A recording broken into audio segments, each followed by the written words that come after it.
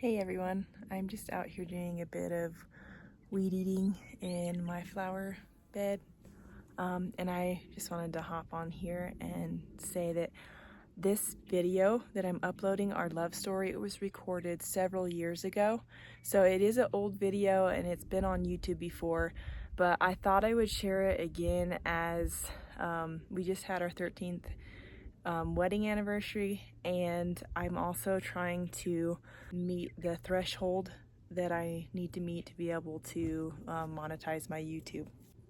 So yeah, if you haven't watched it before, it's kind of a fun reminiscent video of when my husband and I met and our whole love story and all that.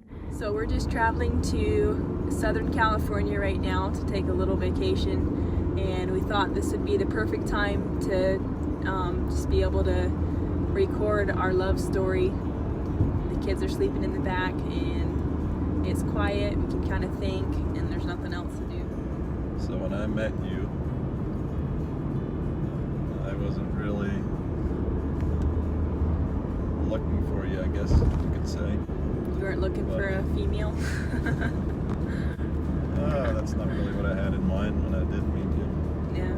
My mom heard about this event going on called a shindig.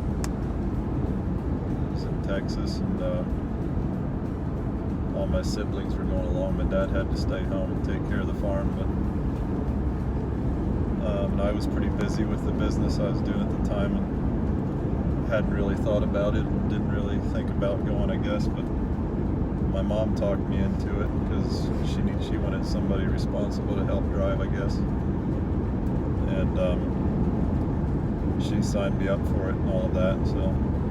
So one of my older brothers, Luke, he heard about this shindig and he wanted to go check it out, and he asked me to come with him just because he wanted someone to go along, and it sounded interesting to me, but I'm not really a people person and I was kind of scared to go, but him and my mom talked me into going, so I was like, yeah, I guess I'll do it.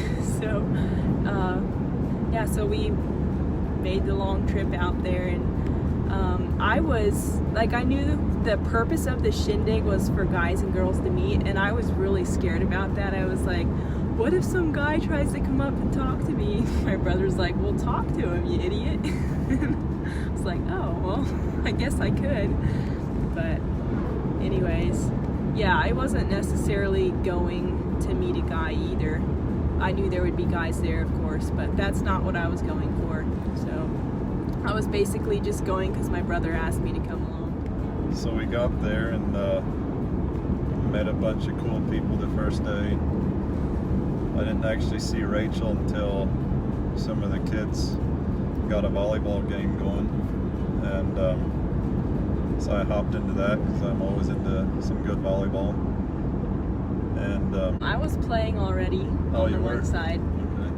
Okay. And I just have to throw this in there. Remember your mom put pictures of all you kids on the shindig site? There was this weird thing where you could, if you were coming, you could upload a photo of yourself, and his mom put all these pictures on of her kids, and I saw him on there, and I remember thinking that, oh wow, that guy, he's really attractive. I bet he's gonna have all the girls swarming around him.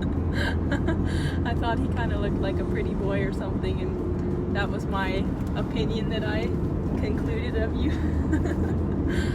So yeah, I was playing volleyball first, and then did you see me when you walked up? Yeah, I noticed you playing ball, and the first thing I noticed was how you kind of went all out after the ball. You had this big old long skirt on and looked pretty uncomfortable and difficult to play in, but yeah, really long jean skirt. You were getting it done pretty good, so I noticed that. And, well, you of course were pretty and all of that, but I hadn't met you that yet, so I didn't really know your personality or anything, but I thought I could kind of tell you were quieter, which was attractive to me. So we got in and started playing on the next game, I guess, and I ended up on your team. First thing was I noticed how pretty you are, and then how well you played volleyball. Kind of like that. In that order? I guess, yeah. So then, was it that evening? I got to talk to you. Yeah, I think so. So I got to know her older brother Luke pretty well throughout the day, and then we all ended up talking before one of the sessions, one of the teaching sessions, and yeah, I think there was 4 of us. It was you, me, my brother Luke, and another guy. Yeah. So we all were there just chatting, and then Luke and the other guy went to sit down, and they walked off and left me and Marlon there. I didn't mind.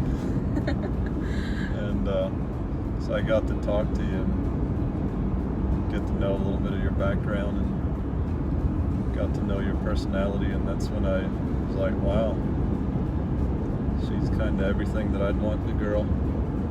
And but then I asked her how old she was, and come to find out she was only 18, and I was like, wow, that's not going to work. I never really met an 18-year-old girl that'd be mature enough to think about a serious relationship, I guess. And I was 24 at the time. Yeah. Yeah. So, but then the more we talked, and we kind of got into our beliefs, and it was pretty amazing. Everything was kind of on the same page for the most part. She was raised Baptist, I was raised Mennonite. So to me, what really thrilled me, I guess, on top of everything else, was how much we were on the same page as far as Scripture goes, and God's grace and Christ's righteousness and all of that. So at that point, I was very interested. You were hooked. Yeah, something like that.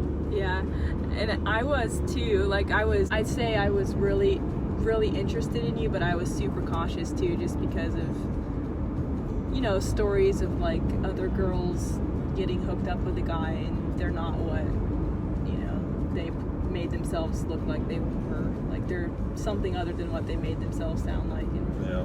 So I was kind of a little bit afraid of that. Yeah, afraid that you might be being fake or something. But all the things you said, I was just super excited about them. And then I called my mom. I think it was that same evening after I talked to you, I called my mom, and I was just so excited I could barely talk. I was like trying to catch my breath and saying how that if he's all these things that he says he is, then he's like the perfect guy and all this stuff.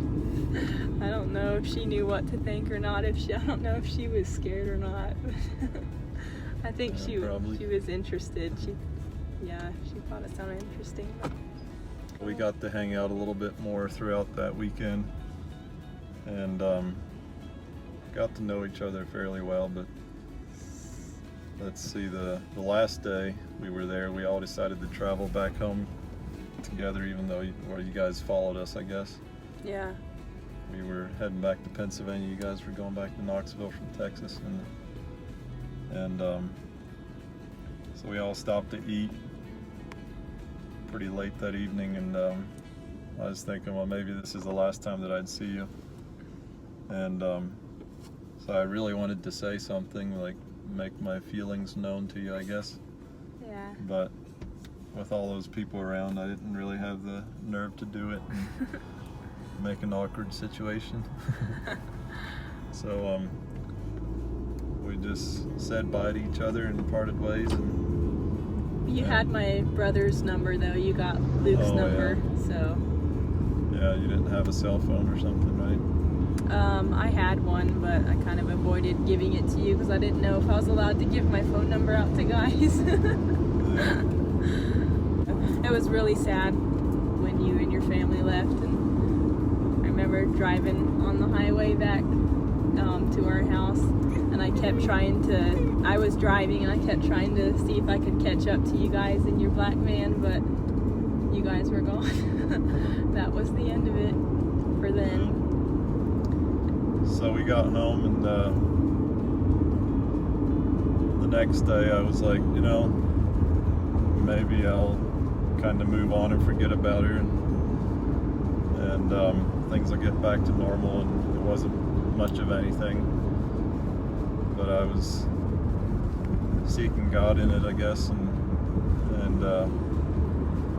just thinking like, this really is something I should follow up on, but I wasn't really sure how to do that. And then a couple days later, I actually got a text from somebody, and here it was Rachel, and she mentioned something about coming down for Thanksgiving.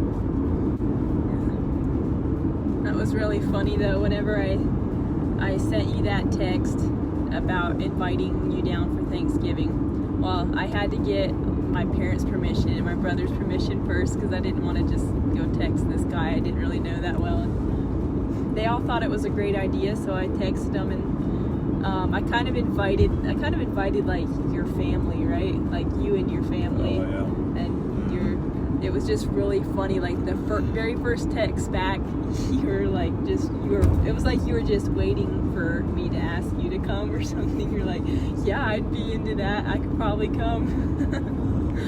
It was so funny. I was so tickled. Oh, I was so giddy. I think I had all of my brothers and my mom and dad laughing and stuff. But, so yeah. So what was it like when you came driving up to this strange driveway? I guess I was pretty nervous about it at first. And then So was I. met your dad for the first time, and he was just this really cool, goofy guy. No, not really, but so when I saw you again for the first time, it was all the same feelings, and everything kind of picked up where it left off when we parted ways at that thing we were at. Yeah. And I knew that I needed to somehow talk to you about it, but I had no idea when or how that would happen. And throughout the whole weekend we were there, I kept thinking about it, wanting to talk to you, but there's all these people around all the time, and I just couldn't find the opportunity to do it. So Yeah, it was just such a group setting the whole time, pretty much.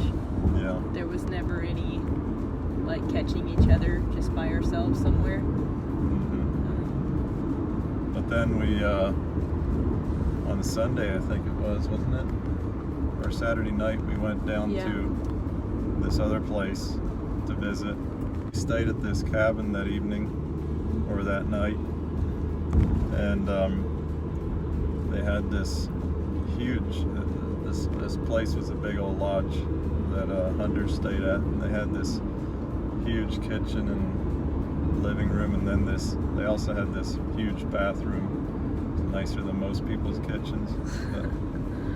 So I was in there, and your dad came in, and we were about to walk out the door, and I was like, you know what, this is about as good a time as any. So started talking to him in there, because it was really the only place I'd found at that point to catch him by himself, I guess. It's pretty weird though, but That's funny. so I talked to him, and he was very open to the idea and basically encouraged me. So that next morning we went to this church, and after the service I asked you if I can go on a walk with you, right? Yeah, well, And talk to during you. the service too, you asked to sit by me, but at that point, you still hadn't, like, I still didn't know what was going on at that point. I didn't know if there was anything going on, so I thought it was really weird that you wanted to sit by me. Because you didn't tell me why or anything. You're just like, hey, can I sit by you? I wanted to sing by you, because we were all into singing, like, we were singing bass, and I was, anyways, yeah. So anyhow, then we, after the service, I asked you if I can go on a walk with you, and you seemed like you were all into that. So on our walk, I kind of let her know that what I was thinking and what I saw in you and all of that. And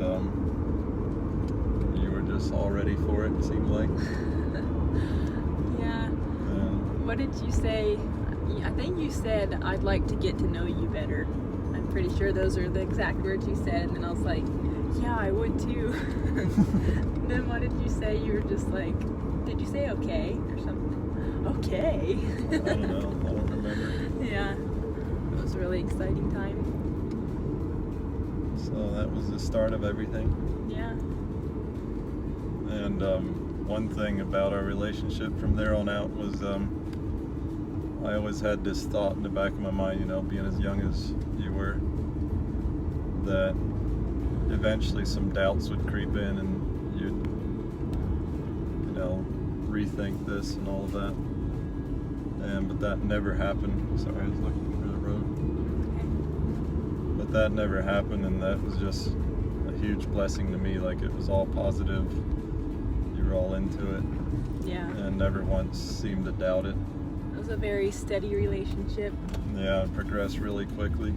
Yeah. Probably should have got married within a month after that, but we didn't, so had to endure for a while. Yeah, it got to where every time we see each other, it got torturous to leave.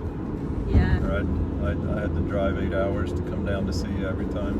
Yeah. And I'd always prolong it as long as possible. And I came down pretty regular, like at least every other weekend or so. Yeah, maybe about that much.